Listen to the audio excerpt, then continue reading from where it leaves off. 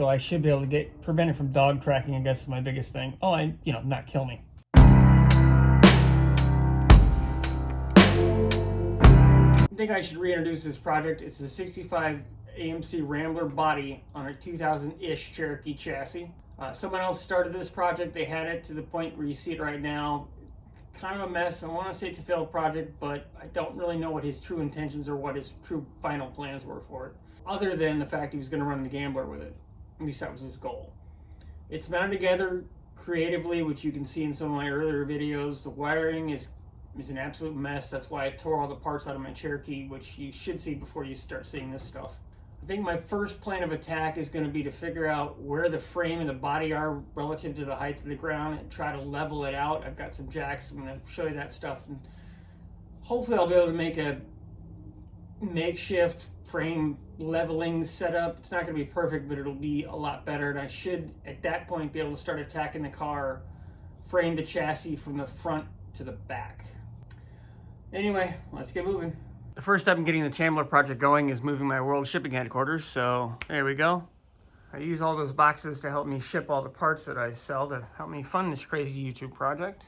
But I need that space for all the spare parts and all the wiring for the Chambler project, so those had to move inside for the time being. I'm going to start by seeing how level the body is. I know it's all relative to air pressure, height, springs, and everything else, but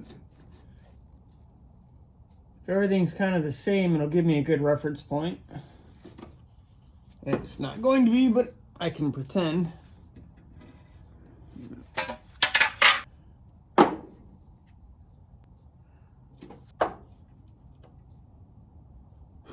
The unibody frame rail on a Cherokee is basically perfectly level. The body's basically like that. So, now again, that's all relative, but will give me kind of an idea where it's at. And I do have another Cherokee to reference to see where its body is relative to its unibody structure. Start taking measurements at a couple of points. I'll probably try to pick universal points like behind the suspension right here. Same point here. Probably do 4 sections, mid part of the car. Do 1 or 2 in the back and 1 or 2 in the front on both sides.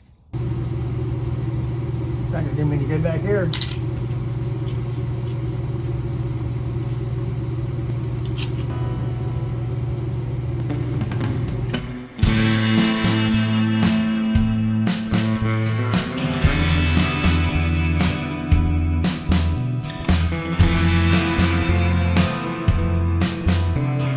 Unfortunately, what you're likely hearing is the furnace. There's not much I can do about that. It's too damn cold to be out here without it. Basically, the Cherokee frame ends right here. Then there's 10 inches of nothing, and then there's the Rambler frame. I know it's unibody, but I'm gonna call it a frame. So basically, I'm just trying to check and reference everything I can. It's not gonna be perfect, but it should be a heck of a lot better, and it should be much more square. At least I'll have a point to start from, and then I can adjust things as I need to, because I can adjust the suspension because it's screwed up anyway, so I should be able to prevent it from dog tracking, I guess is my biggest thing. Oh, and not kill me. I'm gonna go to the front, do the front measurements on the driver's side, then I'll do the other side without you guys.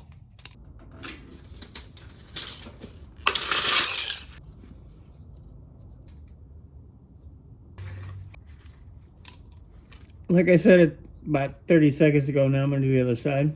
I'll be back with you in a couple minutes. I laid out all the measurements I took for the frame and the body on this drawing. The frame measurements are shown in orange, the body measurements are shown in red. There's quite a bit of disparity between the body and the frame measurements. There's also some disparity side to side between the frame itself. That will become clearer as I level the chassis to the floor. The floor itself has a pretty good slope to it, is uneven. This drawing illustrates the difference in wheelbase from side to side. It's 114 inches on the driver's side and 112 on the passenger side. The measurements in orange indicate there's an inch difference from driver's to passenger side for the front wheels to the rear edge of the front fenders. I'm going to start the chassis leveling process picking 6 spots on the frame rails, 2 in the front, 2 in the center behind the front suspension control arms, and 2 in front of the rear stock shackle brackets. The plan is to use these bottle jacks that I got at a local junkyard to help me level the body and the frame separately from each other, keep them squared, or hopefully get them squared, and then be able to remove the old junk sheet metal and put new sheet metal in, spot weld, and do whatever else I need to do, and probably put some bracing in as well. I believe this should allow me to get as close as I can without having any type of floor plates or any type of real leveled system, but I should be able to get it all square, at least as square as I can. With everything being out of alignment, it means the chassis here, I'm afraid the whole body's kicked like this.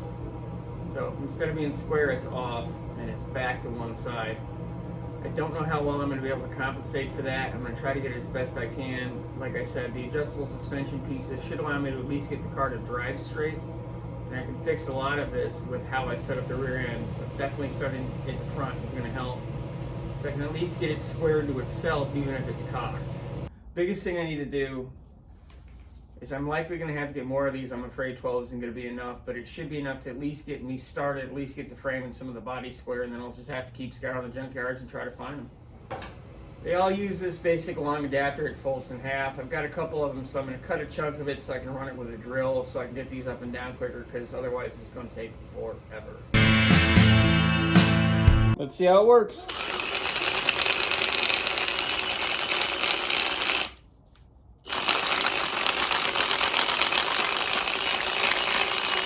The plan is to eventually make a piece so this will fit in a socket so I can use it with a hand wrench as well, but for right now this will help.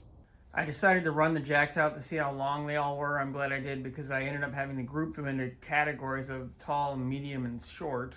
And then unknown is the one I got from the Bronco is very stiff, so I'm not going to bother reeling it all the way out until I get it under the car. It holds weight just fine. I got it out of about an 8990 Bronco 2, so it's just quite old, and I don't doubt the grease in there is hard. I think I'll throw some PB Blaster down there and kind of get it to free up as well. Now let's start trying to level out the car.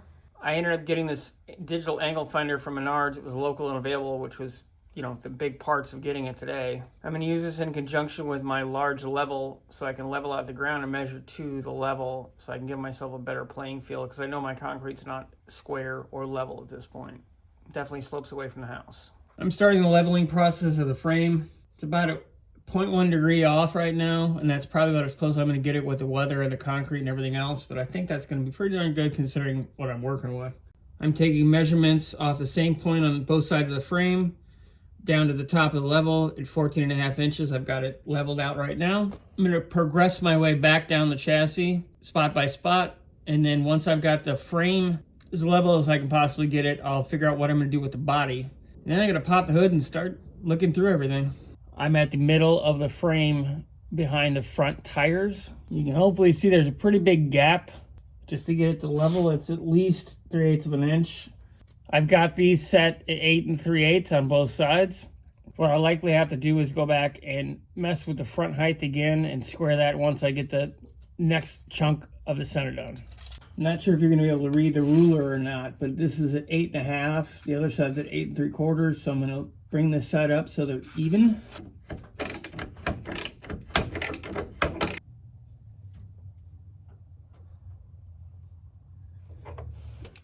Now we'll check the other side and see if it's moved. And it has. It's moved about a 1/16 of an inch. I will crank this down a little bit. Oh, that's great. So cranking that down is not going to work. So what I assume is going to happen is happening. This is loose. What I'm going to have to do is find a median height that I can level the whole damn thing out at, and probably going to have to start back here since this is the area that's most out of kilter as compared to the rest of the chassis. So I'll pick this back up when I figured out what I'm going to do. I found a happy medium. They both have leveled out at 9 inches to the top of the level, and there's pressure on them both, so I think that's going to probably be my starting point to now work back towards the front. Leveling out the back is definitely going to give me some issues trying to get the front to level. It also brings up one thing I'm going to have to address with these bottle jacks. There's a dimple in the middle of some of them that don't allow them to sit level. It's this spot right here. I'm going to go ahead and drill a divot into the center of this to try to let this settle so that it sits more flush so I don't have to worry about it falling. I'm going to do that, and I will just raise these jacks up till they're touching the frame again, and I'll start to level it again back towards the front. Yeehaw! I got the jacks right behind the tires, settled at 19 on both sides. The front is settled at 17 1/16 on both sides. I'm going to double check the back, but I'm pretty sure the passenger rear is going to be up and off the jack. I'm getting closer. I'm going to keep having to fine tune it and find a balance point. It's probably going to take me quite a while.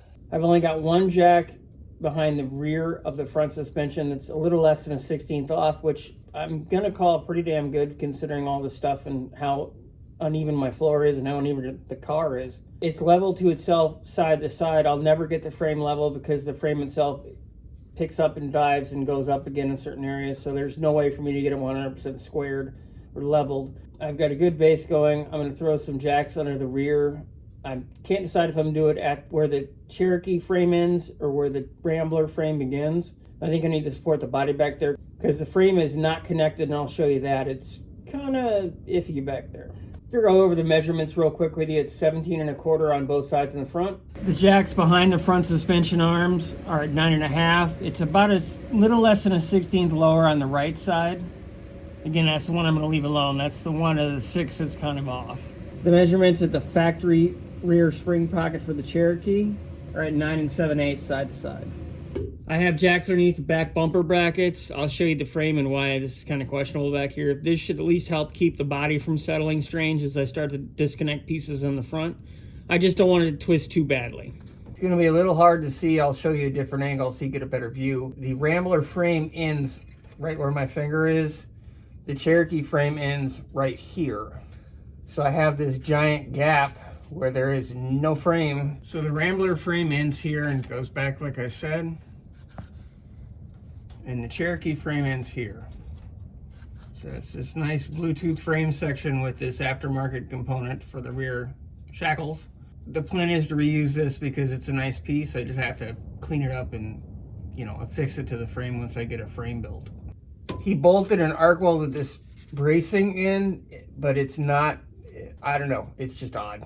So once I've got the front figured out and got some of the componentry where I think it needs to be, I'm going to go ahead and take all this stuff off, likely have to pull the rear axle, get the rear part squared up, and then I'm going to have to probably make like 18 gauge sheet metal pieces, which should be really fun. It'll be an experience. I've done some stuff like that, but never to this scale before.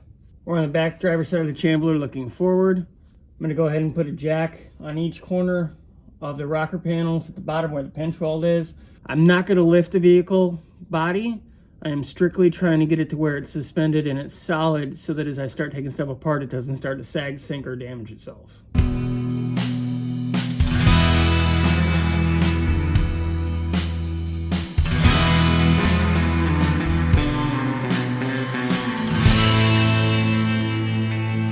Now that I have the frame leveled and the body supported, I'm going to decide where I'm going to go first for pulling parts off of the car. I know I'm going to have to pull the wiring, some of the front end components, likely the bumper, the dash, and really figure out where I'm at and get a good look at everything before I start trying to separate the body from the chassis. I feel like I'm in fairly uncharted territory. I don't believe anybody's done leveling like this on YouTube, at least not in this form and in this method in a little 1.5 car garage. So I'm breaking new ground, I think. The methods I use and the parts I use are going to change and improve as I go through it. So there's going to be a learning curve. I hope you stick around and watch. There's going to be a ton of fabrication and customization work with this thing, as well as putting parts in and doing things that I've never done before, or at least never to this scale. If you've got suggestions, feel free to leave me a comment. I'm also quite active on Instagram and somewhat on Facebook as well. Like, share, subscribe. Let me know what you want to see. I appreciate everybody. Let's have a fun and happy 2023. See you next time.